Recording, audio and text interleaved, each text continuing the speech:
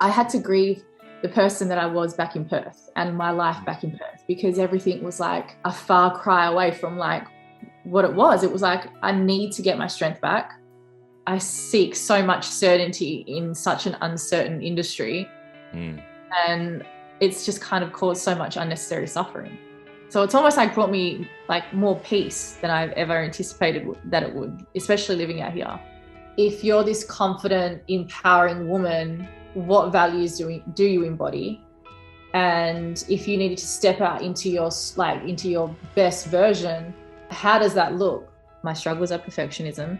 I know where they stem from. I know where the root of it comes from. Am I cured of it? No. But am I practicing and working on myself to get myself in a more confident place? Sure. And then that's where I feel like I can just pass that I pass it on to my clients, because the industry that I'm in is based around image and how you look. But I think the reason why I've survived so long is because I've gone and done all the work on myself, and I'm strong in myself. There's a stronger foundation. We're so full of self-doubt, but we all do, and we all are. And it's like, and we're doing the work and we're getting up each day and we're like doing all the things, but we're still going through it. And it's always going to be there unless... Welcome back to another episode of the Darko show. And today's guest is Miss Ivanna Fontana, all the way from Perth, Australia. And we met about 3 years ago at our mutual friends event.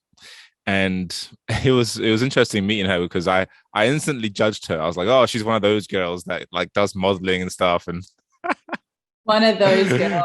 I love it. Yeah, I was like, oh, she's very superficial, very shallow. And it was just judgments, like it's crazy how we have all these judgments about people, like when we first meet them.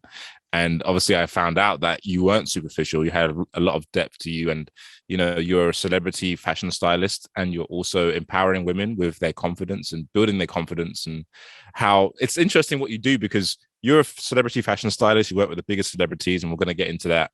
And you're also, that's like your entryway to helping them with what they really need, which is like to improve their confidence, right? So it's really cool. And I love that whole angle of like, you're giving them what they want, which is like to look good in the clothes, but you're also helping them with what they need, which is like to really build their confidence from the inside out, not just from the external clothes they're wearing. Totally. So it's, give them what they want. What's that saying? Sell them what they want, give them what they need. Scenario. Yeah. So take us back. So like, how did you get into being a celebrity fashion stylist? Was that a childhood dream of yours? Yeah, well, I guess right now I am from little old Perth, Australia, but I'm currently living in Los Angeles, which, to be honest, it's still a pinch me moment, because the past 8 months has been the biggest challenging roller coaster of my life, emotionally, intellectually, and spiritually. I think I'm on the biggest spiritual journey of my life being out here, because more than ever before, I've had to really learn what faith is and to truly trust myself and believe in myself, where I'm probably in one of the biggest cities where there's a lot of self-doubt and a lot of questioning, am I good enough? The imposter syndrome, all of that has played into my world more so than ever, the entertainment industry, the fashion industry. But yeah, I've always had this big dream to be a fashion designer in fashion, part of that unattainable world that I think some young girls dream of being a part of. It started young. I was 15 years old, and I decided that that's what I was going to do. I was going to study fashion. And,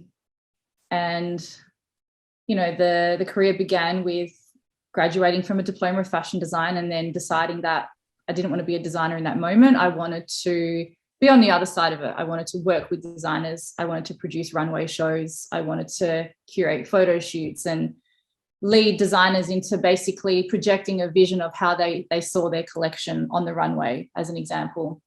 But there was another side of it that I fell into, and it was personal styling. It was basically transforming women and men into, I guess, their best version through styling. And over time, I feel like I became quite aware as to what my insecurities and struggles were.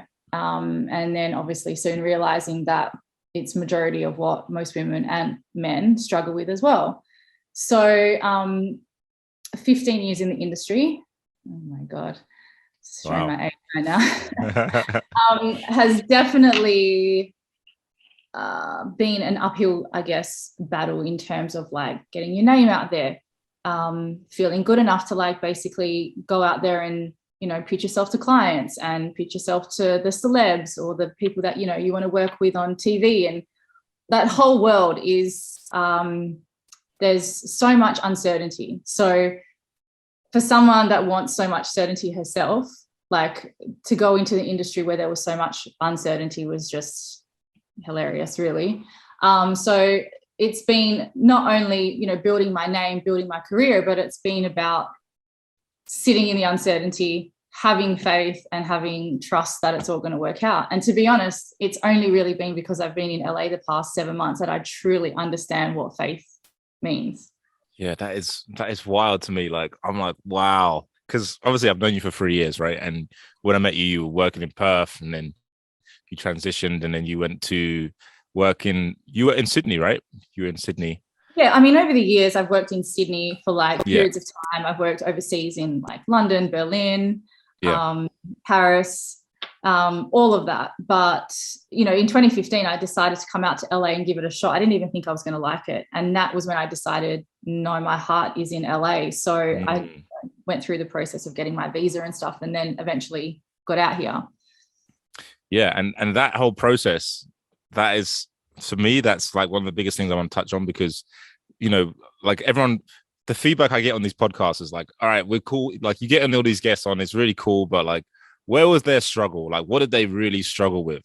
And for you, like, what you really struggled with, which we can talk about more in detail, is the transition from going from Perth to actually moving full-time to LA, which you've done now you've been there since January, right? And that's 8 months. That's 8 months. Yeah, 8 months. And so that was like, tell us about that. That must have been super scary. Like, you must have been going through all this, like, what if this happens? What if that happens? All this doubt. Yeah, look, I was in two minds for a very long time about coming over. Obviously, the pandemic being the first factor. You know, so many people that I knew that were living here were moving back to Australia. Everyone that was here was like, don't come, it's such a bad time. You know, my visa actually approved way before I moved over. So I've missed out a chunk of my working visa out here. And I had a very comfortable life back home in Perth. I had my regular clients, but I felt like I'd hit this glass ceiling. I was just like, there's more for me. I know there is. My soul was like screaming at me. And I was like, just a bit longer. Like, you can withstand it a little bit longer. Not to mention, I didn't have the greatest introduction moving out here. That's a whole other story. But moving over here from a very comfortable life, a lot of certainty, a lot of support. All my family obviously is back home, to coming out to Los Angeles at 35 years old, not knowing what I was going to expect. I mean, yeah, I had that big dream. I'm going to be a celebrity stylist. Like, that was what my visa was for. You know, I spent $10,000 to get my working visa. So that was the intention. I had no set contract. I had no job lined up. I had friends. That was great. I had a solid network. But to come over, I feel like at that age as a woman is, one, risky. Two, I mean, I don't know if most women my age would have done it, to be honest. Especially given the circumstances. Like, we missed out a massive detail there, Ivanna. I know. Let's go there. So, like, given the circumstances, you were in a relationship at the time, right? Yes. And that was, like, we spoke about this at the time. Like, I was like, wow, you're really doing this. I'll take my hat off to you. Like, fucking amazing. You know, like, you were like in love with this guy, and he was like, he was letting you to, he was enabling you to go to LA, but he kind of didn't want you to go. And before you left, so this is important to bring up for people listening, because there's so much on Instagram. We see only people's highlight reels, right? Mm-hmm. And myself included, everyone thinks I live an amazing life, and it's like, it's not always amazing.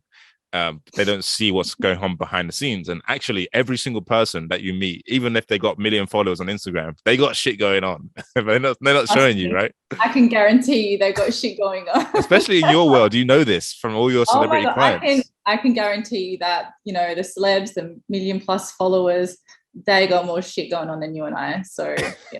Exactly. Yeah. So as you're about to make this massive move to LA, going for your dreams, you're in this relationship and it's going really well. And he gives you a leaving party. So tell us about that. Well, to give a little bit of context, Yeah. I had started dating this guy probably a year before I left. And the discussion was that I was going to LA. That was the intention always. And we both decided to pursue, despite not knowing, how it was going to work or how long I would be in LA, whatever have you. And so, yeah, basically the time came, I had to eventually get my shit together and pick a date to leave, despite getting more immersed into the relationship, obviously falling in love. And yeah, things escalated very quickly because I was leaving. But yeah, the discussion was, and the intention was to attempt long distance and give it a shot. And I didn't even know how LA was going to go. I was going to give it a shot. If it didn't work, or I didn't feel like there was flow, or I wasn't, getting the results I wanted, it was like, okay, well, I'll give it a shot and I'll come back. So yeah, I left, and I had a beautiful going away party that was organized by him. It was like a joint birthday and going away party with friends and family. And then 30th of December, I left, and my flights are delayed in Sydney. So I was like, great, this is God testing me. How much do you really, really want to move to LA? And I was about to actually turn around and go back home at that point, because I was stranded in Sydney for about 12 hours. And then they took us back to the airport. So they took us away to a hotel. We stayed for 12 hours and then we went back. And I wasn't going to get on the plane. So had my brother on the phone, my mum on the phone, my boyfriend on the phone at the time, and they were like, you don't have to do this, you can turn around. And at the time, our state was closed because of the pandemic. And I basically wouldn't have been able to go back into WA. I would have had to wait 2 weeks in Sydney, with all the rules and stuff that were going on with COVID. I was so unsure, but I ended up getting on that plane to LA finally. So that there was like, okay, take the courage. One of my biggest values is courage. If I'm not living into that value, then like, what's the point? So I took the plunge and I got on the plane. 3 weeks into being in LA, I got sick with COVID, and that was expected. I'd only been vaxxed in December, so I think my body was obviously like trying to adjust to the vaccination, and then catching COVID and being in a new environment. The whole thing, my body was under a lot of stress. The long distance wasn't going too well, in a nutshell, but it was only 3 weeks. And then he ended things.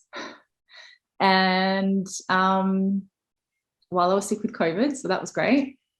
And that's when you and I had a conversation. That's probably when I opened up a lot to you about what was going on. To then figuring out that there was another girl. Yeah. So I laugh about it now, because I think for me it's a bit of a deflection, or it's a coping mechanism. I can laugh about it now. Obviously, when I was speaking to you at the time, I wasn't laughing about it. To be really transparent and vulnerable. But yeah, that's basically a very brief background or context of what had happened. So I was like, what have I done? I said to him, I actually said I would go back home. And there was just a whole lot of just confusion and things that I could not understand. And I was like, what have I done? I've uprooted my very comfortable life back home, and I've come out here and I have no idea what the hell I'm doing. I wasn't thinking straight because I was so unwell from being sick with COVID. Wasn't in a strong mental space. I was like just being broken up with, not once, twice. So 3 days after the first time he broke up with me, it was like he regretted it, but then it happened again. So I literally probably was at the darkest point in my life, thinking that I'd made the biggest mistake ever. And I had to really figure it out very quickly, because I didn't have my family there, and that was probably the hardest thing to go through. Even now, just talking about it it riles up a bit of emotion. But my anxiety, I don't like to say my anxiety, the anxiety that I was experiencing, I wasn't eating, I wasn't sleeping, I was like recovering from COVID. I was not in a good mental space at all. So I got myself a therapist. I got recommended an EMDR therapist, and like hands down to this day, like she is fantastic, and she literally pulled me out of like a really shitty space that I was in, calming my nervous system right down. So I can't recommend EMDR therapy. Like I had no idea what it was, but a friend of mine recommended her, and I just gave it a shot. I was that desperate. I was like, I need to do something quickly, otherwise this isn't going to go too well.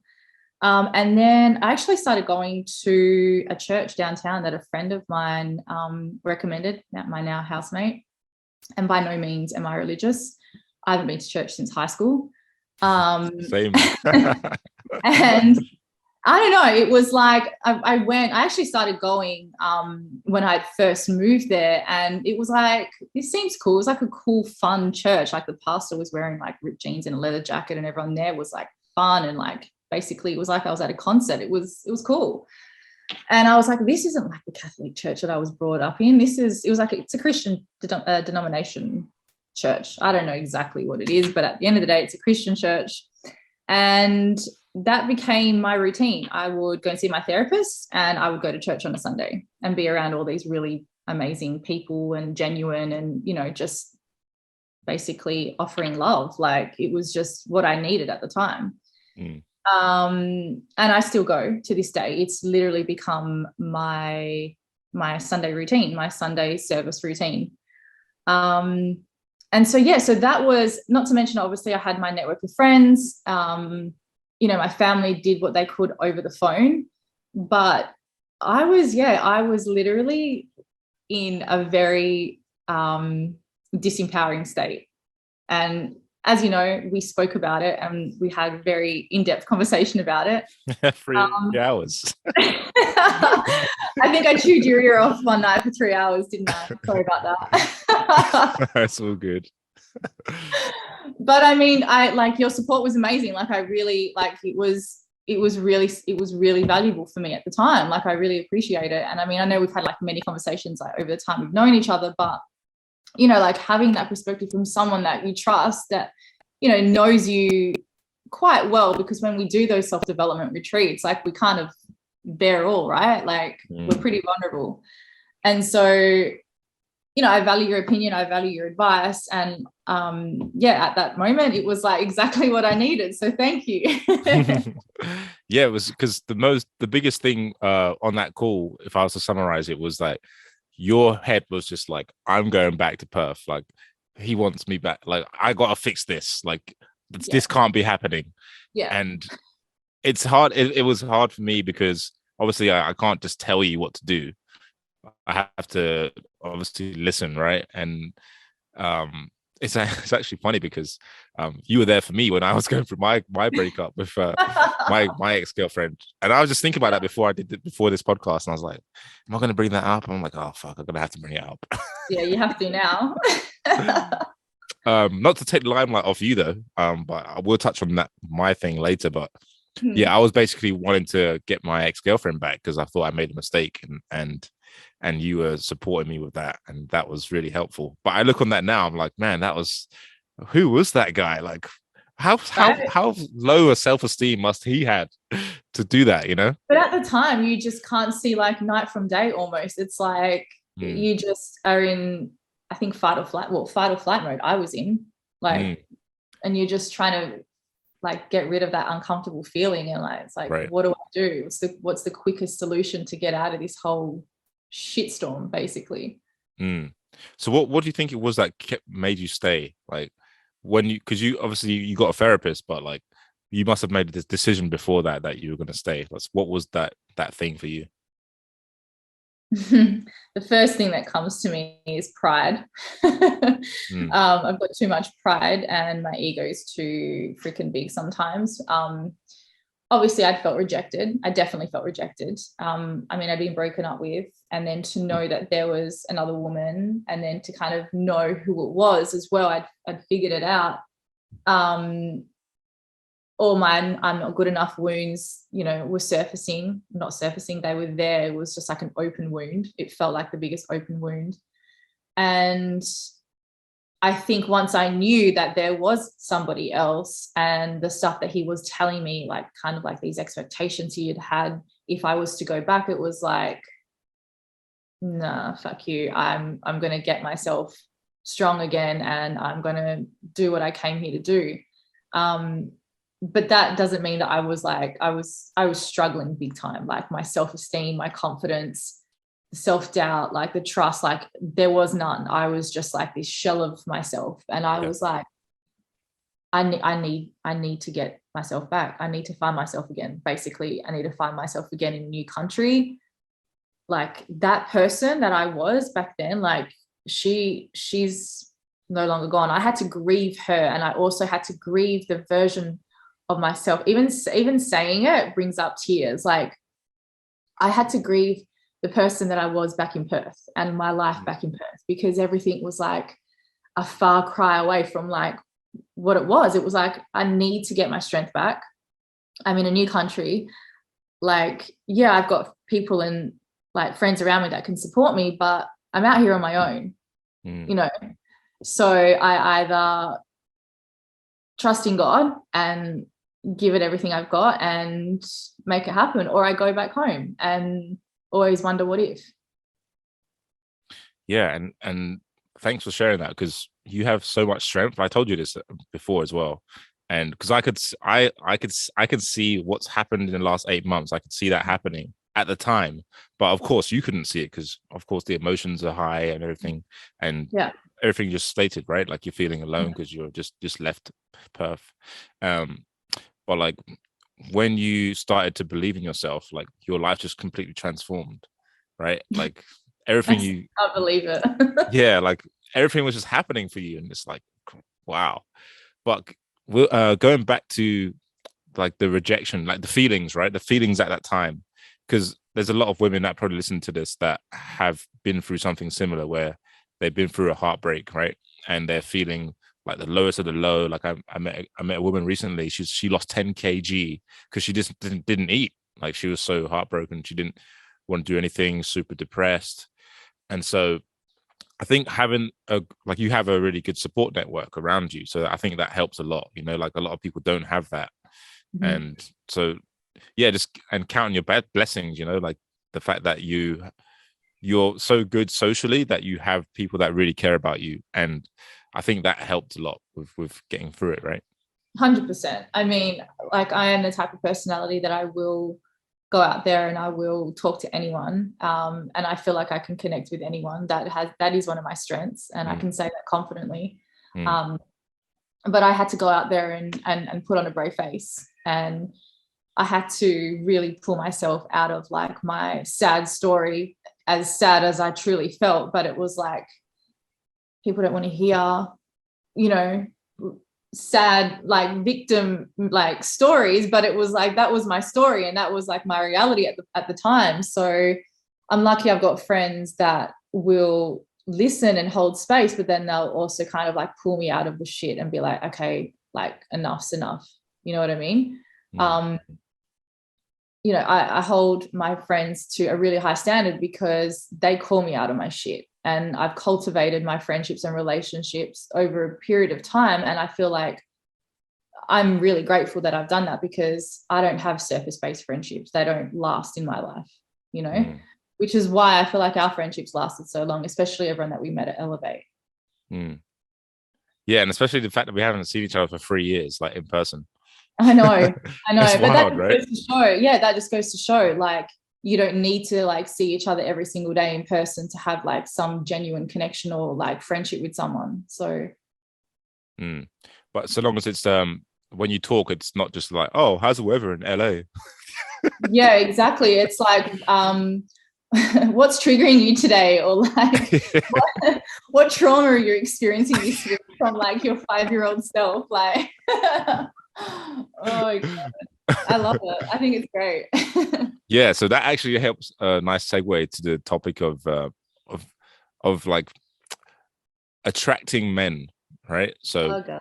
the type of men, because we're going to cover everything on this podcast. So I think this is a really juicy topic for people to hear about.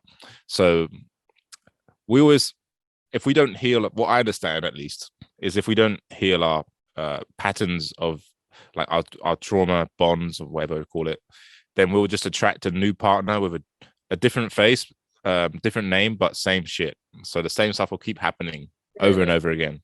Literally, I was listening to some coaching that Garen Jones was doing today, actually, before I left for work. And he literally was talking about women will attract characteristics of their father time and time again in every single relationship that they go from. And it couldn't be more accurate. I mean, the amount of work that I've done and even the work that I've recently done with my therapist, I just literally stand there and go, not again. Here we go again. So you know it. You know it when you see them. I could literally talk to you about knowing it until like the cows come home. But I mean, I don't know, how long have you got? Got a long time, maybe like an hour and a half left, God. 2 hours. But yeah, go as deep as you want to go. Like this is, yeah. This is going to help a lot of people. So, like you said, it's patterns of behavior. We learn them growing up, and we attract, I think, what we're used to, or the love that we're used to receiving, right? So I've always attracted emotionally unavailable men, and my dad was emotionally unavailable. He was around, he was there, but emotionally he wasn't there. So what I recently realized is, with my therapist and through doing some very intense EMDR work, I actually never felt safe around my father, was the realization that I had. Wow. And I've never actually shared this with anyone yet. This was only a month ago that I've had this huge realization. So, and that's not to say like my dad wasn't physically abusive. He didn't put me in dangerous situations or anything like that. It was more of a sense I never felt safe around him to be myself.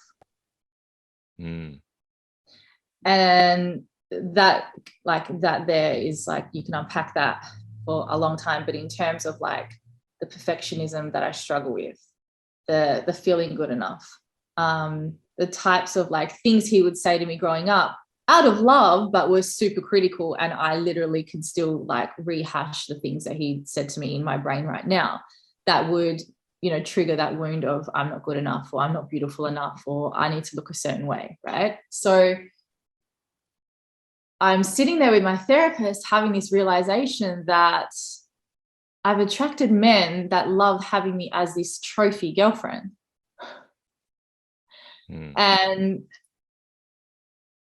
it's crazy to say, but like I almost felt like I had to look a certain way, like achieve in a certain way to almost get like daddy's love, like love and attention. Like we're always trying to get love from our father. It's our first love. Okay. So for me, it was like, I think I started jiu-jitsu at 12 years old, like me and my brother, and like I sucked at it because I was like at that really kind of awkward, vulnerable stage of like, you know, going through puberty and like as a girl, and then trying to like be, you know, all tough and like, you know, doing jiu-jitsu and trying to impress dad. You know, he's brought us to jiu-jitsu. And then I remember him saying something like, can't even remember, just basically criticizing like how I did one of like the combinations or whatever. And I just felt humiliated. I felt stupid. And then, you know, when I got into like the modeling, or when I was doing the modeling and stuff, I was going through a really awkward stage because I had to get braces, and I was like so self-conscious of smiling because my dad would always tease like how bad my teeth were.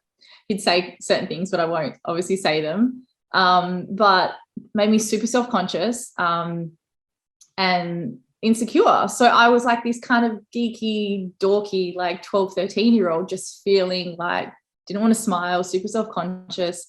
And yeah, just feeling like I couldn't be myself. And don't get me wrong, my dad loved me. He was a great dad, but there were certain things that really just made me feel like I couldn't be myself. And so that imprints on you as a girl, and that self-acceptance, the self-judgment, that just all kind of manifested itself over like my really important formative years as a teenager, especially. And then, yeah, I think from about 15, 16 was when I chose probably the first wrong guy, that I should have stayed with the good Italian geeky boyfriend that I was with at school. Instead, I decided to go for the bad boy that I'd met at a party one weekend, who was 2 years older than me and could drive the car. And so that was like the crossroad of my life where, you know, I could have gone one way and I chose to go the other. And that was like the start of choosing all the bad boys and the emotionally unavailable men. Yeah. So that, because that what you just said there, the root of it is you said you didn't feel safe with your father to be yourself, right? And that, how that affects you now is you go for the guys that are not there emotionally. How does that help you though? Like, where is the link there for people listening? Like, how does that make sense? Okay, so the part that doesn't make me feel safe. Yeah. So there's a certain thing that my therapist made me aware of, which the past couple of days has been at the forefront of my mind. Our nervous system can't really distinguish between nervousness and excitement, right? Mm-hmm. And she's pointed out to me, she's like, those butterfly feelings that you get when you first meet a guy and it's like all new and it's exciting, that should be your warning sign that your nervous system is basically giving you the red flag. And so that, like, that's not a very definitive, like, that's exactly what it means. It's my nervous system is used to a certain feeling that I experienced like growing up, of like anxiousness or like, you know, like heart racing or whatever it might be. And then when I meet a certain guy who's emotionally unavailable, it's almost familiarity. And so I get those physical kind of responses thinking, oh, this is love, it's lust, it's like that butterfly feeling when you first meet someone. But I've actually now realized, if I look back, that they were warning signs that my gut was trying to tell me, and I was literally thinking that it was the opposite. Right, because it's like also almost like it's programmed into your subconscious, like your nervous system is like, that's the program you're running that comes up when you meet these people, and you're like, oh, this is love. And then you go, yeah, like the holistic psychologist, like she, I follow her on Instagram, and she did a post about it the other day, and I was like, holy shit, that was what my therapist was talking about. And like, I'm getting all these like light bulb moments, and I'm thinking to myself, how did I get to 35 and only just realize this? And I'm like, I guess it's a blessing, but at the same time, I'm like, I could have avoided so much pain. But can you imagine all the other women that haven't, like, imagine that they're 55 years old, they still haven't figured it out. I mean, I can't even imagine, like, yeah. Because it takes work, right? Like, you're willing to do the work. And this is something that we joke about this, but like, it's literally a bubble. There's not many people in the world that actually are actively working on healing their traumas. Like, that's a very small percentage of people in the world. And and so this is how you're able to, you know, grow as a person and really understand yourself at a deeper level. And so you will attract the person for you. I mean, that's the hope, right? And that's where the faith comes in, because like I could sit here and talk to you, and it's like probably not until that I sit here and have these conversations that I go, wow, there has been a lot of growth. But from day to day, you go, I really have to consciously not beat myself up or self-judge and criticize and go, God, why is it taking you so long to figure this out? Or why haven't you realized this sooner? I could have just avoided a whole heap of heartache, but here we are. Yeah, but we have to go through the suffering, right, to get to the other end, get to the other side. Hindsight's a great thing. So yeah. So for the women listening to this, they're probably like, fuck, I've been through something like that. Like, I hope so. Ivana's so strong. Like, I need some Ivana in my life. Yeah. Yep. What would you say to someone who's going through it right now? Who's going through a heartbreak right now? I mean,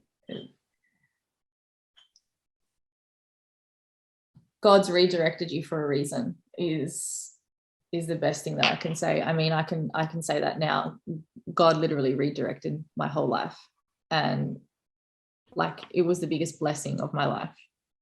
I can say that hands down, but I can only say that now. So have faith. That's like, as cliche as that might sound, you literally have to have faith and trust that God has something better in store for you. I would never normally say that or speak that way. Basically, that's what that past 8 months of like me being out here in LA has basically how it's gotten me through to this point is literally having faith. Well, you weren't religious though before. You started going to church afterwards, right? Yeah, definitely. I wouldn't say religious. I would say there's a new relationship to faith, to God. And I feel like this whole new chapter of my life is that I thought I was coming out here to chase my career and, you know, live the LA grind and establish myself and build something amazing out here. And don't get me wrong, I am doing that, but it's more about the self-belief and more about the spiritual journey for sure. And I had no idea at all that was what was going to unfold. You feel like it's helped you build your self-esteem, self-confidence, self-belief? All of those things, because at the end of the day, like, I don't have to rely on anything external. I have to literally just trust that he's got a bigger plan for me. And basically it's like surrendering, and it's just like letting go of that control and like that anxiety, because it's like I seek so much certainty in such an uncertain industry. And it's just kind of caused so much unnecessary suffering. So it's almost like brought me like more peace than I've ever anticipated that it would, especially living out here. Yeah. So what was it like living out in LA? Like, oh my God. What's that been like for you? It's been a whole bunch of amazingness. I've met people like that I would only have ever dreamed of that are working on some awesome stuff, that are so creative and so talented.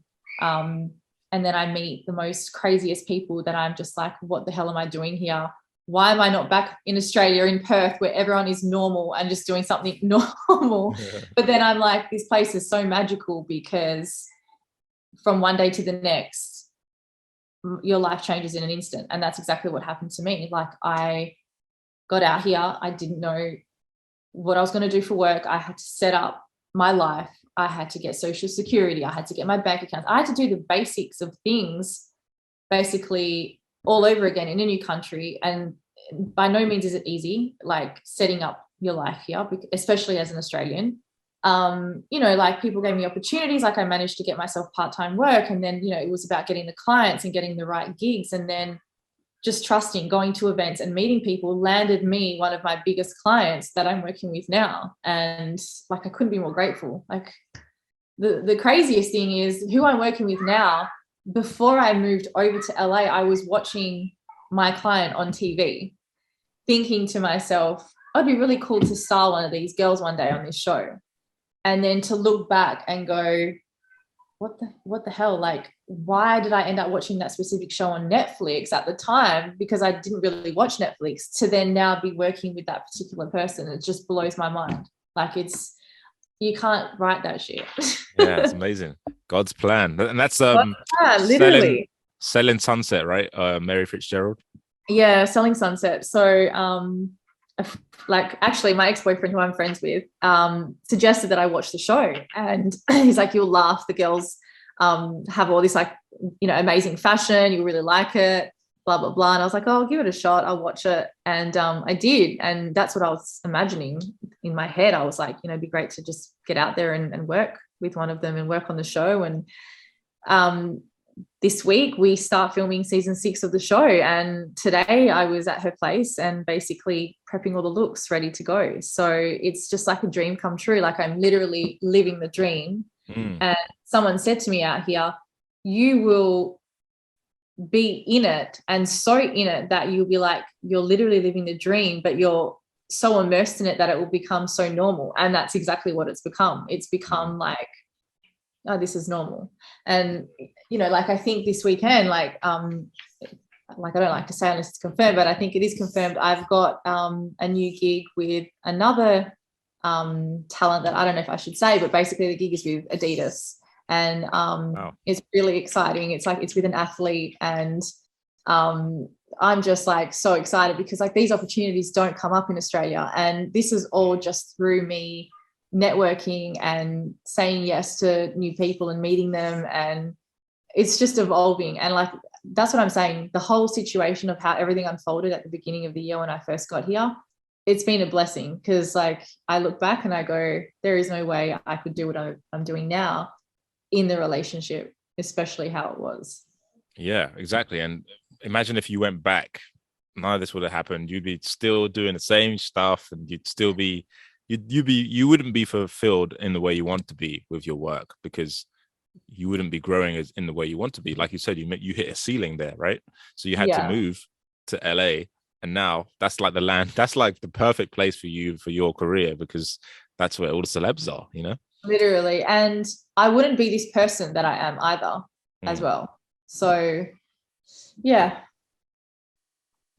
And because of your amazing networking skills, so you're able to just get into all these different rooms and meet all these cool people. And like, we went to the launch party of Selling Sunset, right? The Netflix party. Or was that a different party? It was a Netflix party, right? Yeah, that was the Bling Empire. So that's another funny story. Empire, that's right.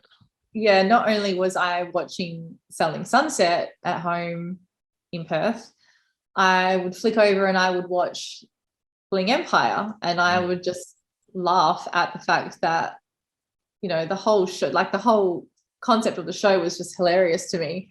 And, a couple of months into being here, a friend of mine out here invites me to the season 2 launch at one of these like incredible Hollywood Hills mansions. And I'm sitting there, I'm going, the fuck is my life right now? Like, I was watching these 2 shows only a few months ago back home in Perth, to now literally being here being at the launches of these things. Like, it's, yeah, like I said, you can't write it.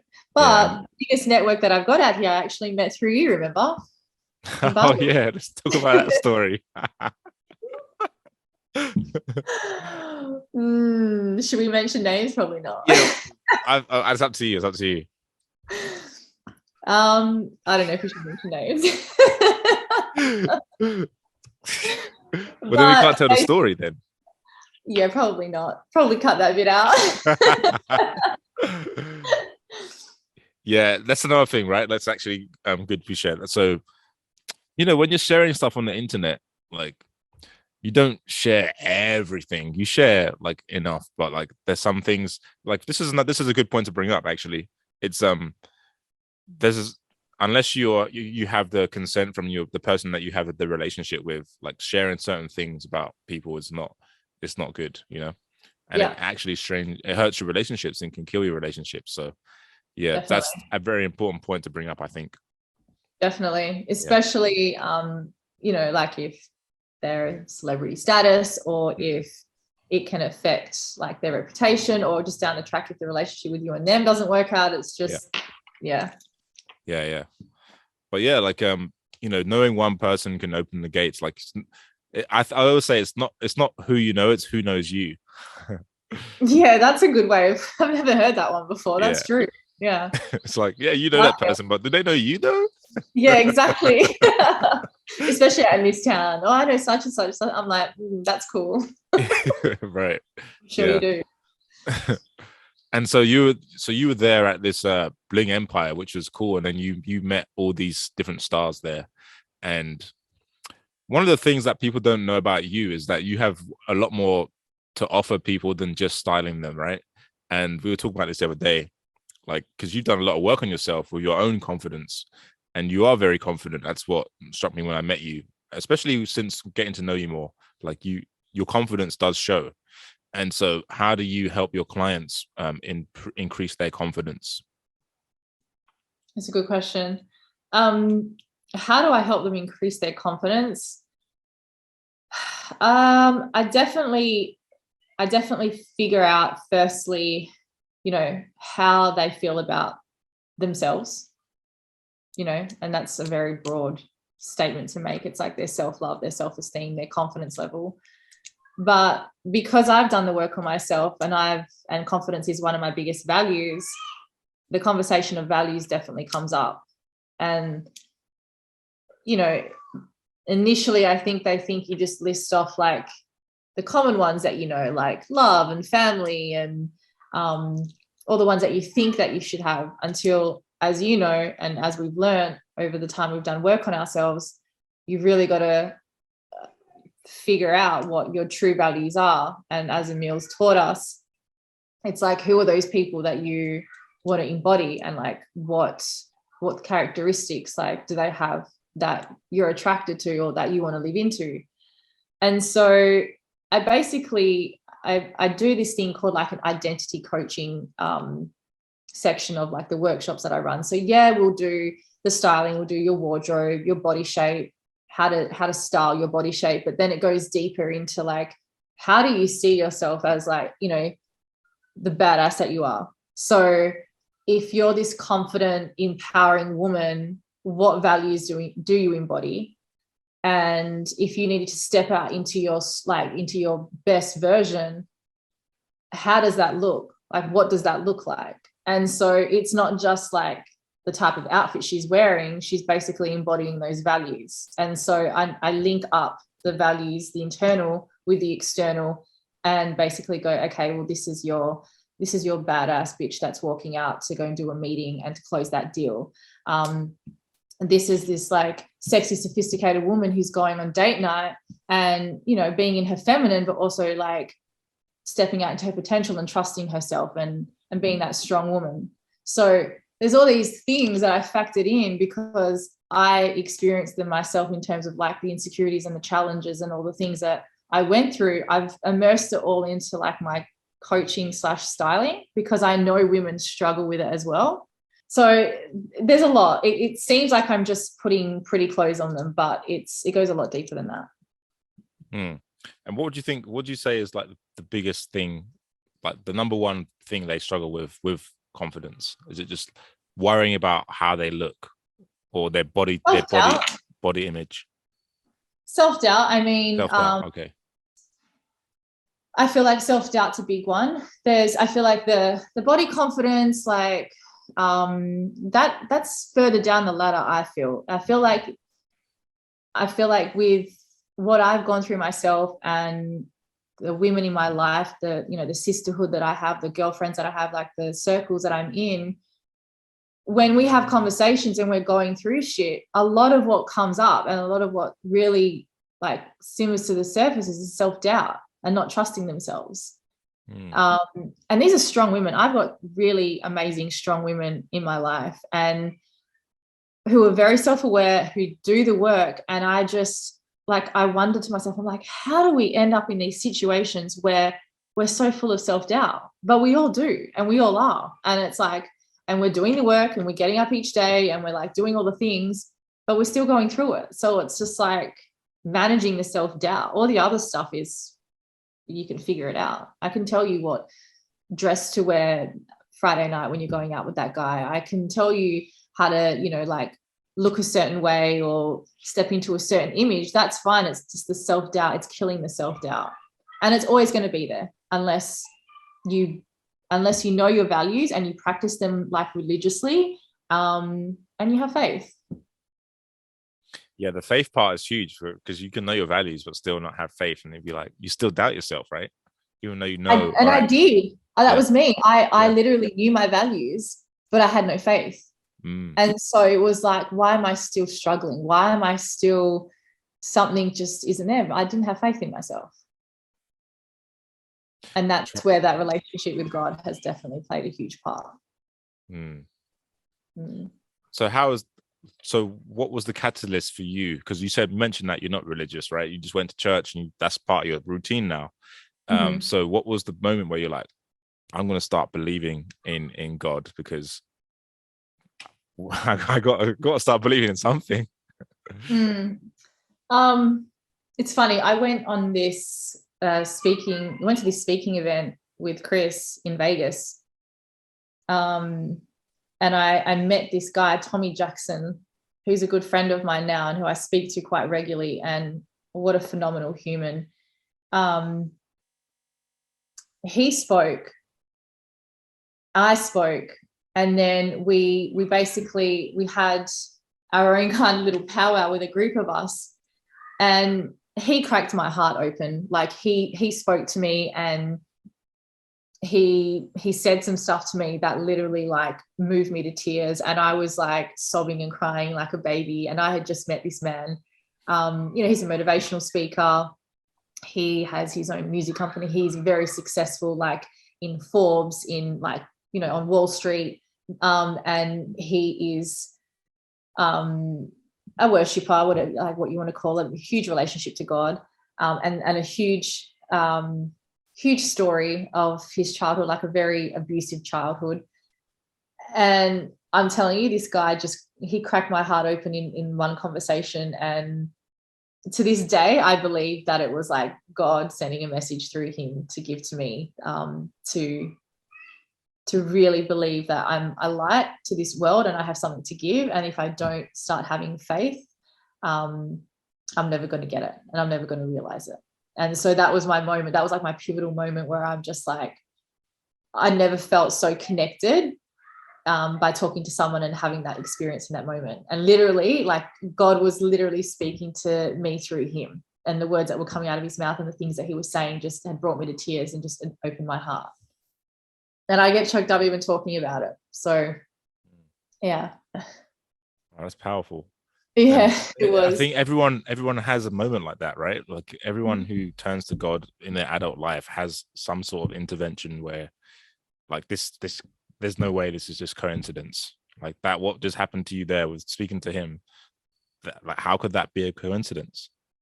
It wasn't. And I, in that moment, had questioned, like, just before sitting down to have a conversation with this guy, I was literally saying to Chris, I'm like, what are we doing here? What are we doing at this event? Like, I was like, what the fuck? Like, and then this encounter with this guy, this Tommy Jackson, who is such an inspiring human and just gives so much love to everyone that is around him.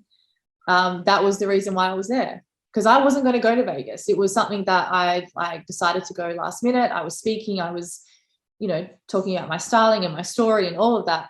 But in that moment, my life changed in that moment, basically. Yeah.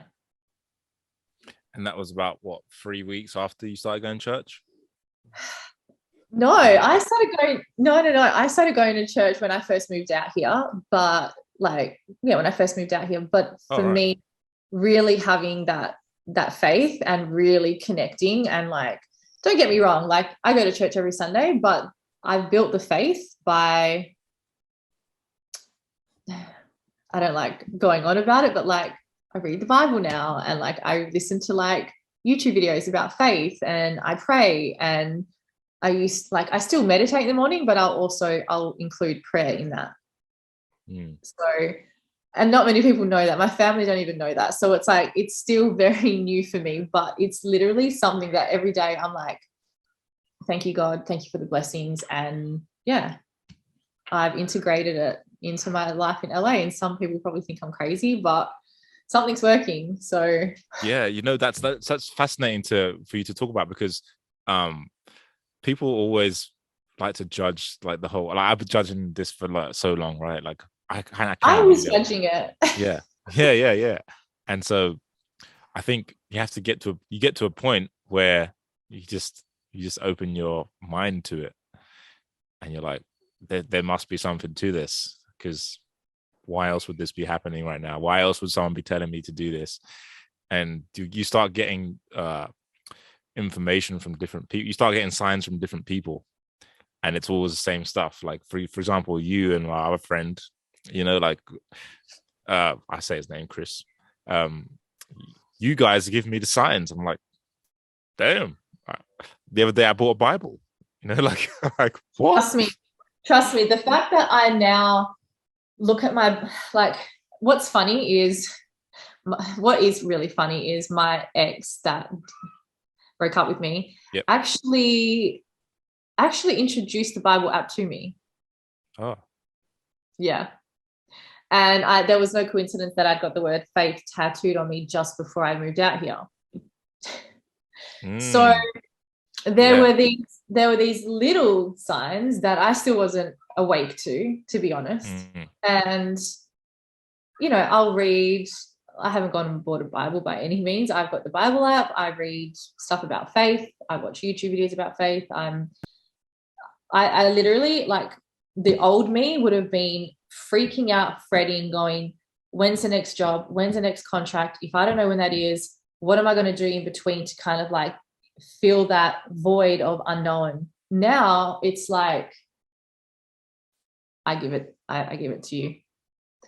I have faith that what is meant for me will be, and the anxiety that has left my life, I can't even tell you. I don't worry anymore, because I'm like, he's got my back. And if I'm not meant to get that job, I'm not meant to get that job, because something better is coming along. I've never lived my life like this ever. And I've always had this constant worry and constant uncertainty and this pit in my stomach of like, oh my God, like, what if this and what if that? And it's like, well, no, I just trust him now. And it's a much easier, stress-free way to live, isn't it? Oh my God, like I was getting sick of counting the grey hairs in my hair. Like I was just like, no, I can't do this anymore. I don't want to keep my grey hairs out. It is a lot of less stress, especially when you've been brought up in an environment where it's like worry. You know what I mean? Yeah, and that's to anyone listening. It's interesting how this works, because you're just sharing your story, right? But then someone's going to hear it and be like, I need to get a Bible. I need to go to church, you know? And it's cool because you're just sharing your story, but that's how powerful it is. Yeah, by no means am I like, have I become religious or am I religious? I call it relationship to God. It could be relationship to universe, whatever you want to call it. But yeah, it's by no means am I trying to like enforce or impose anything on anyone. I'm just sharing literally what is working for me right now in my crazy LA life. Yeah. So the key thing I've gotten from this story of yours is faith, like trusting. First of all, trusting in yourself, of course, and then trusting in God as well, has helped you really like do things that you've always dreamed about, and now you're living your dream, and it just feels normal now. It literally feels normal. Like I went to the supermarket today, and I was just like walking down the aisles, and I was like, I literally just left my client Mary's house getting looks ready for Selling Sunset whilst shopping for Dawn detergent that me and Chris had been discussing for the past few days that we needed to get, that we hadn't got for the kitchen. So basically it's just like, it's become normal. It's just like, like living my dream has become normal. Yeah. How does it feel to say that when you look back at everything, your whole career? It was all part of the big plan. It was all part of his big plan. And or like I constantly reflect on like situations that didn't work out with friends, or falling outs that I had with certain work people or work relationships. And, I used to wonder, like, why did that happen and how come it didn't work out that way? And then I go, he was redirecting me to get me to this point. So now you're there where you are right now. You're in your dream. What's next for you? Find a healthy relationship, Darko. To find some healthy love. No, what's next? I mean, obviously, it would be nice to meet someone that I can have a healthy relationship with. Is that my priority? I would say yes. However, I do want to make sure that my impact on women especially is also a priority, because that's what I came out here to do. Yes, I want to do celebrity styling and like be part of that world, but I feel like I will transition into really impacting women on a bigger scale than just celebrity styling. The celebrity styling will be a vehicle to get me to that point. What does that look like for you then? I see myself speaking on stages and sharing my story, and connecting with women who have had the same struggles as me when it comes to perfectionism, the confidence, and people assume that being in my industry and doing what I do, that I don't struggle with those things. I struggle with them a lot. And me and you've discussed this before, like I've been able to hide behind a mask because I can. So I think I'll get to a point where I will have had a lot of different contracts with a lot of different celebs, and then I'll get to a point where I'll be like, okay, now it's time to like share my story and like create something on a bigger scale where it's like, how can I actually transform them, not just through styling but through internally. Yeah, and I think, as I told you this before, women need this so much. Like, as you know this, you're in the space, like you see these women with, thinking that confidence is an external thing just by how you look, and it's not. And it's how is that affecting women though, do you think? Like the fact that they don't have much confidence. Social media is ruining it for sure. It's distorted. It's completely distorted. The people that I'm working with are experiencing the same stuff that everyday women experience. They're able to mask it easier through looking a certain way, succumbing to the pressures of looking a certain way. Makeup, beauty, just the whole lot. There's so much pressure, and yeah, everything's a choice, but I feel like there comes a point where they're going to just they only can sustain it for so long until like they just kind of crash and burn. It's like an end point. There has to be an end point because it's not sustainable. It's not real. So they all end up burning out. Yeah, like you can only be hot for so long on a certain show. You can only keep doing things to your body to look a certain way. You can only keep buying a certain number of designer pieces to feel a certain way. Do you know what I'm saying? And so like this is what I'm referring to, like with the spiritual side of things. If you're not transforming yourself internally, there is an end point. There has to be an end point. It's not sustainable. Yeah, and you must see this so much. I see it so much in Indonesia, like everywhere I go, really. And it's crazy to me how the root of it is we're changing how we look, like plastic surgery, for example, right? That the root of that, I believe, is for acceptance. Like you want people to love you, so Mm-hmm. you don't feel seen, so you're gonna get plastic surgery. So now you're seen. Now people notice, like, and it's just the root of it is what we're talking about, like all these confidence issues and self acceptance, and yeah, that's why your work is so needed. Yeah, and that's why I will sit here and I'll be as transparent as I can. Like, my struggles are perfectionism. I know where they stem from. I know where the root of it comes from. Am I cured of it? No. But am I practicing and working on myself to get myself in a more confident place? Sure. And then that's where I feel like I can just pass that I pass it on to my clients. Because am I going to stop wearing makeup? No. Am I going to stop loving styling and putting outfits together? No. Am I like, I'm going to look after myself. I'm going to go to the gym. Am I going to let myself blow out and eat all the American GMO food? No. But like, I want to be my best version, but I want to be my best version because I want to, not because like I'm pressured from like the industry that I'm in. Because the industry that I'm in is based around image and how you look.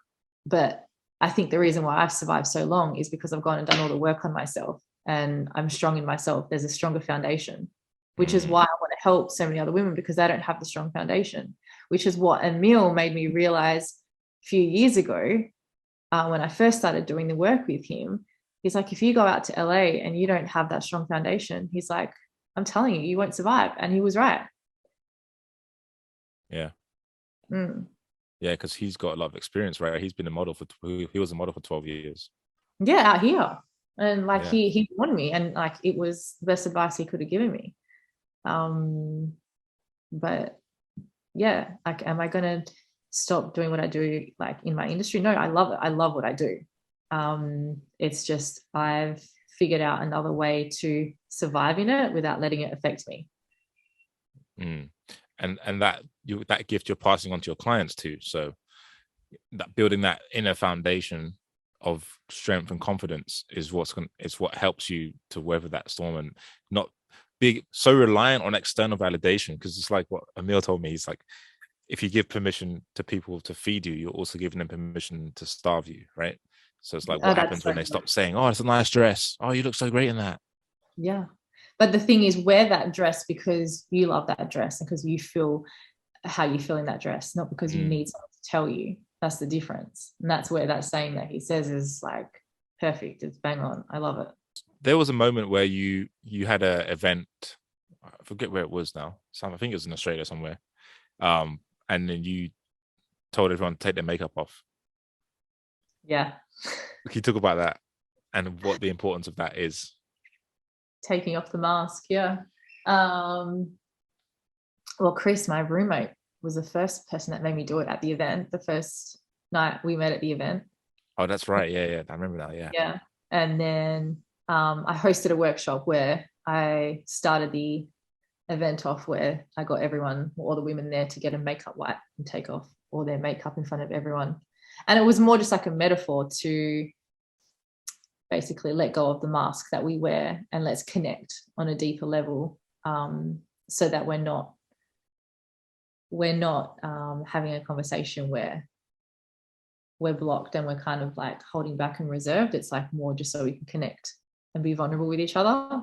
And also just to kind of take away what's the word?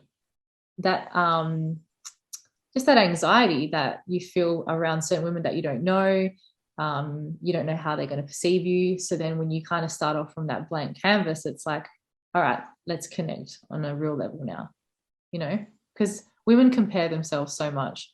They I feel like women are more threatened by other women as opposed to men. Yeah, totally. That's a whole other topic as well. So for me, I always feel like I want to take that away. I want to take that threat away and like bring us all on an even ground. So that was actually really powerful and really impactful, which I'd like to keep doing that because it's a good way for women to just like relax and just be in their own skin. Why do you think it's hard for women to relax? Because we are always trying to live up to society's standard of what we should be like. We do. We're pressured into it.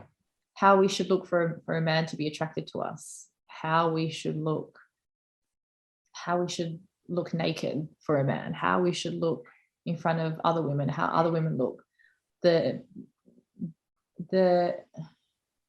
effort that they go to go and get certain cosmetic work done and like change their bodies, like it's just constant comparing. And then I mean, porn doesn't help for guys, like seeing women in a certain way, in a certain light, and how like they think that like women should perform in the bedroom. I think, let's be real, women have that pressure of how they should show up. Like the conversations that I've had with girlfriends about guys that they're seeing and like, you know, interactions that they're having and how they feel and how certain parts of their body make them feel insecure, and all the time, like these are the real conversations that we've had. Like it's just this pressure of having to be a certain way to gain the love and this acceptance. I mean, ultimately that's what we're all looking for, right? Is love. Yeah, it's men too, like, you know, like men have body, I mean everyone has bodies to small, men and women, right? Like I talk to guys and they're like, I can't take my shirt off at the beach club or at the beach, you know, I don't like my stomach, I don't like my chest, or whatever it is, right? And so like for me it was my skinny legs. My chicken legs. I was like, oh, I wear like extra long pants just to like hide my legs and stuff, like, you know. That's so just funny. I think I've heard you say that before, and I'm like, I didn't even notice your skinny legs, but okay. Yeah, everyone says that as well. That's another interesting thing. It's like we notice it, but no one else does. Yep. Yeah. I think they're just looking at your abs, Darko.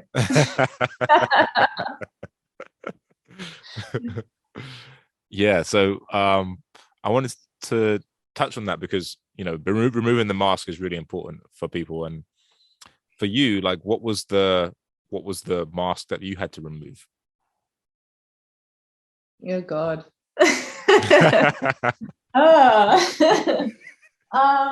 Maybe uncomfortable. Just the mask.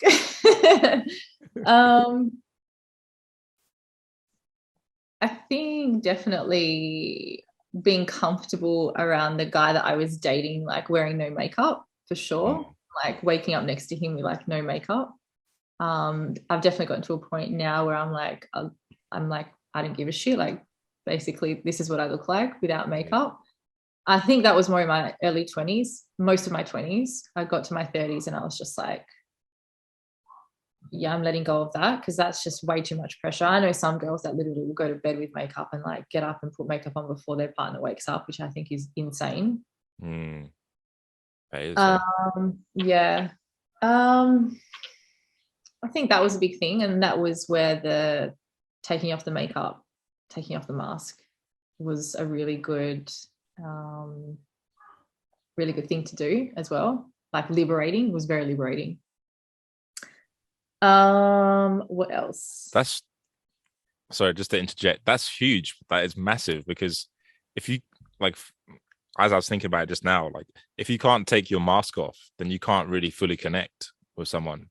It's like a barrier to intimacy, right? I can't fully see you because you got a mask on. I can't, it's like literally if you had a mask on right now, like I can't fully see who you are because you've got a mask on your face. Right. So I can't connect to who you are because I can't see who you are. Yeah. Yeah. And it's almost just like a barrier in between you and that other person to like not expose yourself fully in a way. Because what would happen if they fully see me, right? That's always a fear. Like for me too, like, I mean, I was just reflecting on this the other day. I was like, my mentor, he's like, I think you need to allow someone really in like to your heart, and maybe your heart's gonna get broken. I'm like, I was reflecting, I was like, have I actually ever had my heart broken? I'm like, I don't think I have. Like I've obviously been sad and stuff like that, but like I think unknowingly I've had this barrier to my heart where it's like even though it was like it's not out there, it's like it was quite close, but still it was a barrier. And yeah, I was reflecting on that. I was like, huh, maybe I have a fear of intimacy.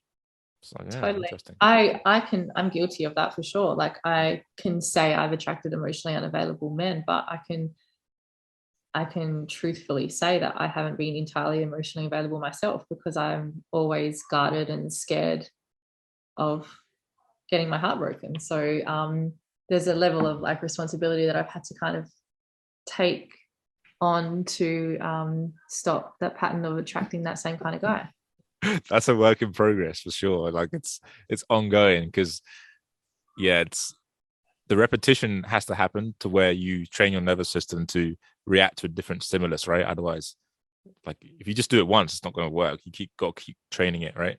But what I've also like realized since doing a lot of EMDR therapy is what I would normally be drawn to doesn't draw me in anymore. Like I'm like the certain behaviors of guys, I'm like, I'm not tolerating that anymore, because I've kind of healed it. I've kind of like released the kind of the trauma bond. And it's like, now that behavior of you kind of not showing up or being available is like, I don't want to try and chase that anymore. It's like, I'm like, bye. Like, whereas I'd probably try to like chip away or figure out, well, why not? Whereas I'm just like, I'm not even going to entertain it anymore.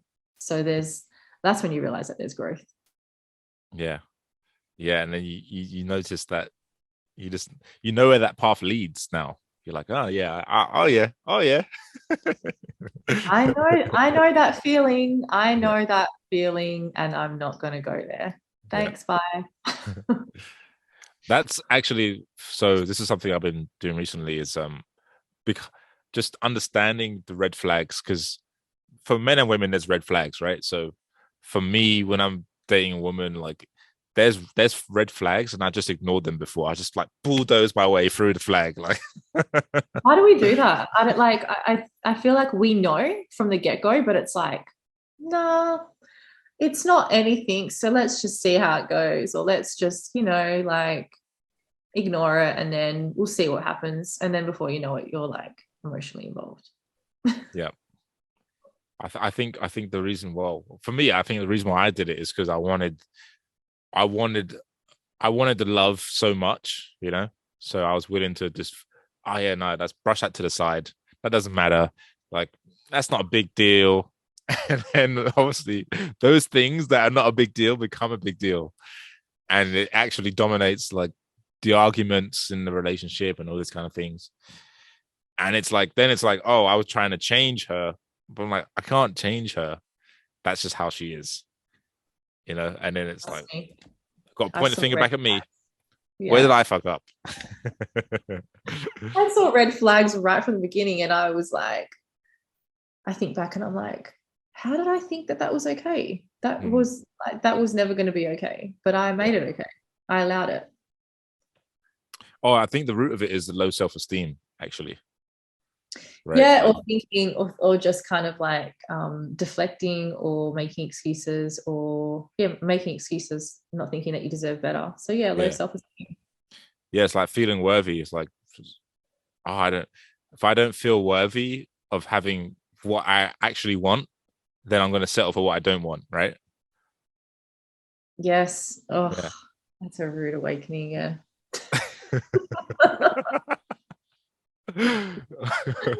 Oh, that's an uncomfortable rude awakening. Yeah. Yeah, I just had an awakening, that realization as well. Yeah. Because then you'd have to also step up as a person to accept something worthy, and then you'd have to step up as a person too. You know what's interesting? Last night I had a conversation with my mum. I'm not going to divulge what we spoke about, but it was just interesting to see how much I've grown emotionally, right? And how I can literally like hold space for my mum, which is crazy to say that. Like, that's so nice, though. Sorry? That's so nice to hear. Yeah, and like that plays into my relationships too, and how I before, like my father, like he wasn't emotional. He was I wouldn't say emotionally available like for my mum. And so for me now to be emotionally available for my mum, like that's, I only just realized this now as talking to you, is that's like a big deal for me, because sometimes when we're growing, we don't feel like we're growing, right? Like you're doing all this growth work, you're doing all this work, but fuck, where's the results? Like I can't see any results. Where's But the actually, man? when you Where have are they? Why am I still single? Why is everyone feeling like I'm having issues because I'm not married with babies?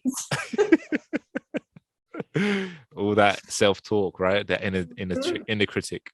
Yep. And then you have a conversation with someone, or you meet someone, and then you realize how much you've grown.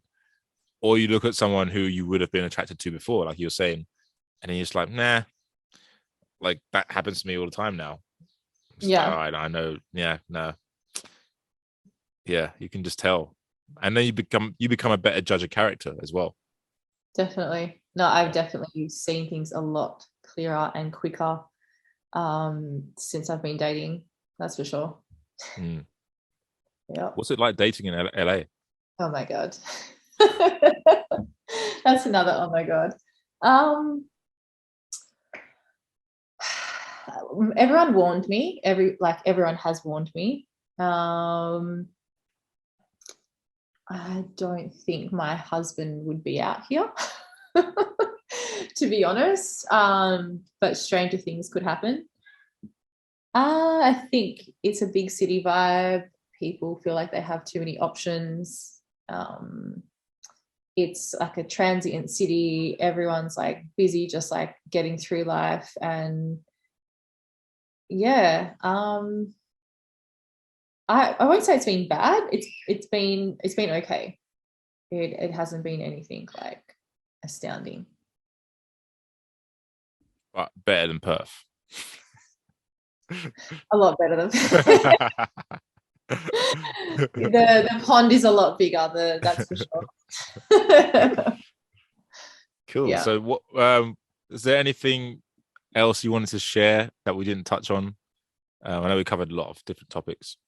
I'm curious to know a bit about you. You're gonna say that. All right, let's go there. I did actually touch on it earlier about my ex-girlfriend and stuff and how you were helping me through that. So yeah, whatever you wanna. Where are you at with dating in Bali? No, you're in Thailand, right? I'm in Thailand right now, yeah. Yeah. Because you've done heaps of work on yourself. Yeah. And so have you continued dating while doing that work on yourself? So I was in a relationship for a year during COVID, and I think I told you about that, right? Yes. Yeah. Yeah. And yeah, that was just, how do I explain that? What did it teach you? It taught me that I should respect myself more and not tolerate certain behaviors that I don't like. Like what I did was I would tolerate. This is a big thing for men. Like if I was talking to a group of men right now, I'd be like, never tolerate bad behavior from a woman. What kind of bad behavior are you referring to? I need to hear this. This is good. What's the bad behavior? So like, all right, for example, if she does something that pisses me off, like that just total disrespect, right? So for example, all right, perfect example. So like I like to pay for my partners, right? So that's something I like to do. So I'd pay for like everything most of the time, and like I'd pay for dinner, for example. Like at our house, we have I had a chef, and I pay for all the food for the week and stuff like that. So she would just eat the food, right? No problem. Like she lived in my house. She was living there for like 6 months. So I'd be like, oh, can you we'll be sitting down eating, and be like, oh, can you get me some water? She'd be like, no, you get it yourself. And I'm like, that bothers me. Like that bothers me because this is a part of my codependency wound, I guess. It's like I overextend myself in relationships, and so I expect, like I'm just asking for a little bit. I give so much. I'm asking for a little thing, and you can't do it. You know, that's my story. Yeah, I would that okay. For me, that's a cultural thing because growing up in an Italian family, like I'd get up and get the water. Yeah. But that's not because like women in the kitchen, like kind of is, but it's just like, of course I'm going to get the water because you basically provided a meal for me. Yeah. Plus everything else. So it might be a cultural thing. Yeah. Yeah, it might be, yeah. But like, stuff, little things like that, like I don't want to go into too much detail on that, but yeah. I don't know what to say really. You caught me tongue tied. So wait, so did she? Okay, so that's you tolerating bad behavior in your like. Just when she gets angry at certain things that I just like not a big deal. But yeah, I can say from in her defense though, like sometimes like I just do stupid shit like I would say stuff but not follow through on it, and that I've later come to realize is a lack of trust, right? Like if I say I'm going to do something or be somewhere at a certain time and I'm not there and I don't tell you, then that is, you have a right to be angry because like, I just told you I was going to be there or do this thing and I didn't do it. So that's for a woman enough. That's like, I can't trust this guy, he's not strong in his 100%. Like, I'd be the same, you know. Yeah, the same. So that is something that I've really become aware of, and I notice it so much now. Like men do this to me. Like they'd say they're going to do something and they don't do it. I'm like, I can't trust that guy. Like I just can't. Like there's a scene in Scarface and he's like, all I have in this world is my balls and my word. And it's true. Like I think about that, I'm like, fuck yeah, like we only have literally our body and our word. Like that's it.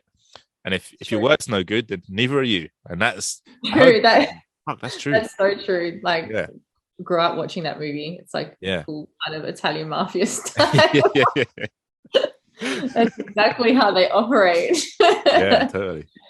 Oh shit. Yeah, my word is really important. Like what I say, like now that's why I'm really careful of what I commit to, because I'm super hyper aware of that now. Like, all right, if I'm going to tell Ivanna I'm going to be on the podcast, I'm going to be on the podcast. Like, you know, and it's cool, like man of your word, like integrity. Yeah, and that's something that I feel like I'm doing so much work. Like there's lots of people that are doing better in life than me that I know, but like how they operate behind the scenes is not how I want to operate in my life. And I think the measure of a man is not like how much money he has, but his character, right? Of course, money is important. I'm not saying that it's not, but like have the money and have the character as well to go with it. Like, who are you as a person? Like, what are you? Can I trust you? Can I count on you? You know, and these are the things that I want to stand for and be. You know, so this is like the character traits of a masculine man in the modern world. You know, so. No, that's huge because like and holding and being emotionally intelligent, like not avoiding. That's another thing that I did in a relationship. I didn't avoid, which was a sign of my growth. Like when she would have a tantrum or like be emotional, whatever it was, whatever emotion she was presenting, I just like stand there and just be the rock. And she knew that I wasn't going anywhere. And I know that, like, for example, when she was like, oh, I'm going to go home now. I'm like, why are you going home? And then she's like, oh, you're pissing me off, whatever. And I was like, let's talk about it, you know? And then she was like, oh, and then she started talking about it. And her pattern is avoid. Like when she gets triggered, avoid, right? And for me, I was like, no, let's talk about it. So she's like, why do you always want to talk? You always want to communicate. Wait 2 seconds. Is Chris okay to like do stuff? He's just in the kitchen. Yeah. Yeah, you're fine. Go for it. Yeah. So, but like you used to avoid. So how did that work? Or that was before? No, that was after you'd done work on yourself. Oh, I did. Yeah, I just dismiss it as like, oh, she's being emotional. Like, oh, I couldn't deal with the feminine side of like stressful, and like I couldn't deal with it. Like and that goes back to my childhood, right? Like my dad used to come home and be like, why are you crying? To my mom, you know, like stuff like that. Like, and how that affected me was like, oh, when a woman's in her emotions, like you just need to dismiss her, you know? Yeah. But now I'm like, I can actually hold her in that space. Yeah. Barley talk in that space. That container. The container. That's good because you can speak to your mum now. That's good, and she probably needs that because she's not with your dad, right? No, but she's that's right. Yeah, she's alone. Yeah. Oh, that's another thing. My mum shared something with me. She said, "I'd rather have first class company than first class loneliness than second class company." That's it. Oh, that's a good saying. Yeah. Wow, that's a good one. Because, like, I mean, how many women do you know that are settling for a relationship that they don't really want, but they're still in it? Oh my God, like so many. So many. Yeah. That was me too. I did that for like, I was talking about myself is on a podcast where it's meant to be interviewing Ivanna Fontana. Yeah, but come on, I've said a lot. Time to reverse it. I feel like I've bared my soul tonight, like big time. Well, you know what's interesting about that is I think that's what you need to do more of. And you know this already. Like, I've told you this before. Yes, we've had this discussion many times. That's what I'm trying to work on now with doing these interviews with like a few women, 10 to 15 women. Yoka's like instructed me to like do these interviews, and instead of designing a course to sell it, it's like interview these women first to see what their problems and struggles are, and then design it around that. So in that world, to the outsider looking in, like, this is my judgment, I guess. I'm not speaking for anyone else. So I just perceive that whole world, like the whole Netflix and Hollywood, is just like being very quite surface level, and very few people want to actually go deep and like have meaningful connections. It's all about trying to get on the ladder to like climb up, right? Am I right in saying that, or is it different in your experience? Yeah, you're right in saying that. But then I feel like there's aspects of it where there is a real person inside of them, but it's too scary to come out and truly be real, because they get annihilated as it is with the version that they put out, with trolls and people like on the daily, people are like slamming them on social media, on TMZ, all that stuff, right? And that's a version that they're putting out. So if they were to go out and be completely vulnerable, it's like they risk even more of that. I see. And so I feel like that they develop more anxiety, they develop more about worrying about what people think, and then they kind of like close up even more because they're getting judged as it is, as they are, or whatever they're choosing to put out. Does that make sense? Right. So they're already getting judged, so they're not going to peel back more layers to get judged even more. Yeah. How do you deal with that? Do you get hate as well? Not like that, but I'd be getting hate for sure. Yeah, and what do you? I'd be getting energetic hate from the other side of the world. Fucking bitch! Look what she's doing. How fucking dare she work for such and such from that TV show? And like, oh, for sure. How does that affect you? Does it affect you? I don't know, so it doesn't bother me. But I've been getting it my whole life, so I'm used to it. Yeah. So you just kind of just brush it off, kind of thing. Do you know what? I feel like since moving here, I'm in like a cocoon, in a bubble, and like, or kind of feel like I'm in a fishbowl. It's weird to say, but I almost feel like I've become more anonymous being out here. I can be more anonymous out here as opposed to being in Perth. And I feel like, because I said to my mum the other night, I said, I feel like more than ever, I'm more at peace with myself out here because I'm actually being who I am and myself. And I don't feel like I'm trying to do it for anyone else.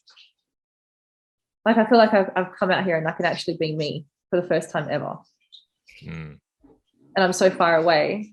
even though like social media is not like, basically you can see what everyone's doing on social media, but I feel like I'm just like, I would care more about what I posted in Perth than what I do here.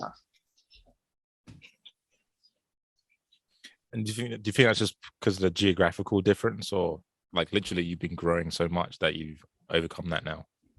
Probably both. Probably both. And also because like, maybe because I went through what I went through, and I'm like, nothing could be really as bad as that. And like, I got through it. So I'm like, say what you want, because I went through the worst of it, and I've come out the other side. So whatever. Yeah. So now you feel like you're fully being yourself. Like this is who you are. You're being that every day in your life. Yeah. And you know, like my mum called me yesterday. She's at the dentist, and like they're a family friend, and she put me on video call, and like I had no makeup on. I was about to go to bed, and I would never normally, and it's my mum, but like if I knew that like a family friend or someone was getting on the phone and like I didn't have makeup or I wasn't done up, I'd be like, oh my God, no, don't bring me on video call. How embarrassing.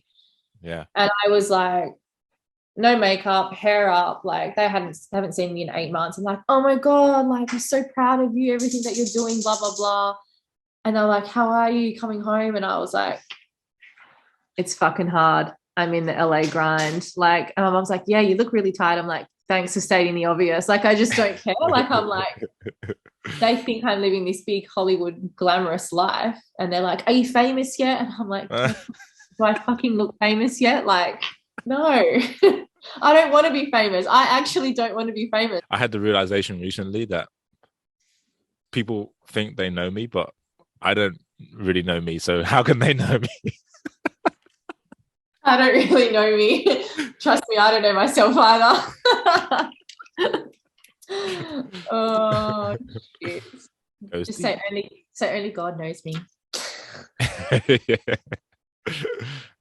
Only God knows me. Only God knows. Only God knows everyone, right? It's all of us. Exactly. But yeah, the whole fame thing is, I guess it's kind of like Jim Carrey. He said, I wish everyone can get like rich and famous to realize that that's not what's going to make them happy. But someone has to go through that to experience it. Or you can just learn from other people's mistakes. But a lot of times, if you're very stubborn, like I'm very stubborn, so like I have to like go through it to make the mistakes myself. Yeah. See, I feel like I'm in a really lucky position where I can really see firsthand like how it is. And even just the small time frame that I've worked with her, I'm like, I don't want to be famous. I want to be known for what I do, but I don't want to be famous. Yeah. There's a difference. And then that helps you. How does that help you though? If you're not famous, how would that help your life? How would it help my life if I'm not famous? Yeah. I probably wouldn't have to deal with like anxiety and like questioning people's like integrity and loyalty to me. And I feel like I have issues trusting as it is. So imagine on that level. Can you imagine? Like, oh my God, I think the self-doubt would go through the roof. The self-doubt would be like, no. Like I said, I'm the most content and at peace that I've been, I think, in like a very long time, or my entire life, to be honest. Wow. And you owe that a lot to starting to build a relationship with God. Yeah, and just talking to him and connecting with him and asking him to guide me and protect me, and asking for signs, and I mean basically looking at all the blessings that are around me, like. And I had a realization that like every bit of work that I've created, all the work that I do, it's not me, it's just God working through me. And never saw it like that before. Like, oh, Ivana, you're styling her. You're so great. What you do, Ivana. Oh my God, Ivana, all this, like you're amazing. And it's like, no, it's not me. But I'm only realizing that now though. Yeah. Like, can you imagine? So it's not you. So it's God working through you. That's a major concept to grasp.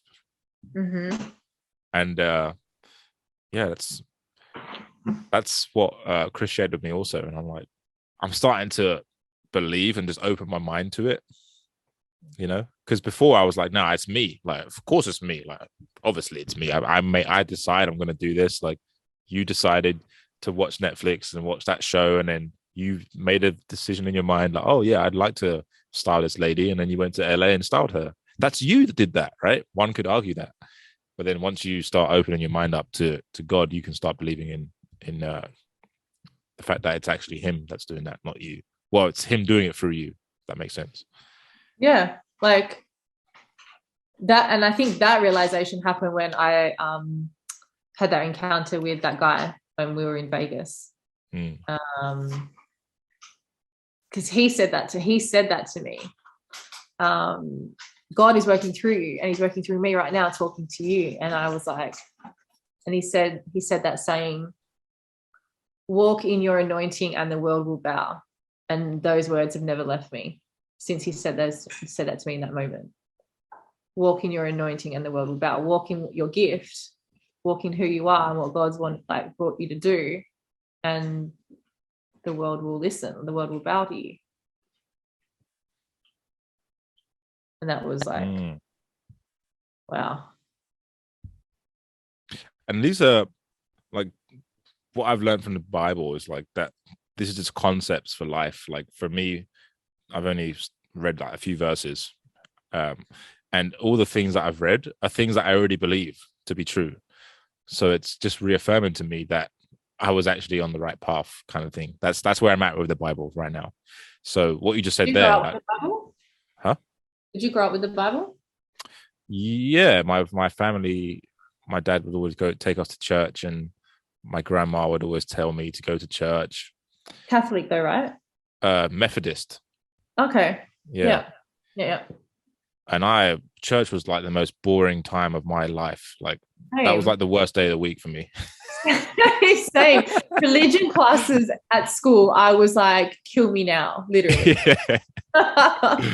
It was the worst. Like the best part about church was because my grandma, she's from, like, we went to this African church, right? So at the end, everyone would bring food, and that was the best part. So I'd just be waiting for food, and then we'd be singing these hymns. I'd be like, fuck's sake, when's the fucking food coming? Like that was hymns. Yeah. Oh my God, I think the same shit about the hymns. I didn't learn a thing. Like I didn't. I think it was because I didn't open my mind. I was just thinking about the food afterwards. So I didn't actually open my mind to learning anything. I was just like, just going to pass time here for an hour and then we're going to eat. So it's funny. I just thought of something as you were saying that, like, since I started driving my car, because I got a car finally, right? Like I found this Australian girl who was like leasing it for a period of time. So I was like, perfect. And I found a channel, a station, and without even realizing, it's a worship station. And I have not changed the station since I've started driving the car. And I love listening to it. Like it's literally worship music, like Maverick City, like all these like, artists that I've learned to hear, especially at church and stuff. So not only do I go to church on Sunday, do worship, listen to the pastor, listen to the worship station, and then I am in probably 2 or 3 different clubhouses, Clubhouse, the app. So that Tommy Jackson guy puts together these clubhouses. He does Soulful Sunday. He does a worship soul thing on a Wednesday, which I was listening to today. I've literally integrated these things into my life without even intentionally doing it.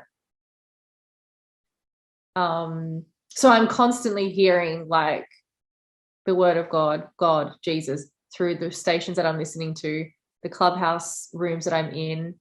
And I've just literally made it part of my life. It seems to be working, so keep doing it. I don't even want to say it's weird. It's just like I've just allowed it to happen that way. especially through this guy Tommy. You've got to follow him. He's great. And you know what? I should invite you to the clubhouse so you can hear them. They're cool. You'll like it. Yeah, I don't have Clubhouse app because I wanted to protect my time. Fair enough. You know what? I didn't either until I met these guys in Vegas. They were all on Clubhouse, and I was like, "What are you wasting your time for?" And I just listen to it while I'm at work, or while I'm working, or while I'm driving, or I don't like speak or like interact. I just listen. Yeah. I think one of the biggest things about just having faith and stuff is realizing that things don't just happen. Like there's reasons why they happen, right? So you getting in your car and putting it on the station on the worship, that's not like these things. I used to think things like that were just coincidences. Like, oh, that's weird. Like, oh, that happened. Oh, that's crazy. When I realized that it was like specifically that channel, I was like, you're funny. Like, because hello, why else? Here I am trying to find like, you know, all the R&Bs and that's the one channel that it landed on, and I haven't changed it since. So I don't know, like it's crazy that I've had to move out to America to have this experience or this evolution, whatever you want to call it, but it's happening and it's real and it's working because yeah. Do you see yourself living in LA for a long time, or America at least? I don't see myself going home anytime soon. I mean, I'll go home for Christmas, but I don't see myself going back to Perth anytime soon. I feel like if I was to stay out in LA, I think long term I'd probably have to end up near the beach somewhere because the chaotic energy around like Hollywood and like all the places that I'm at right now is just a lot. But somewhere along the beach would definitely be more peaceful. So my time's not done yet. There was a month ago or a few weeks ago, I was having a bit of a what am I doing? And I went to church that day and I just said, God, give me a sign, please. Should I just go home? I'm tired. I'm burnt out. And he just said, it's not time yet. You're not ready to leave. And that was during worship, like before the service had started. And I just got my message. And then from that moment, I was like, okay, I'm staying.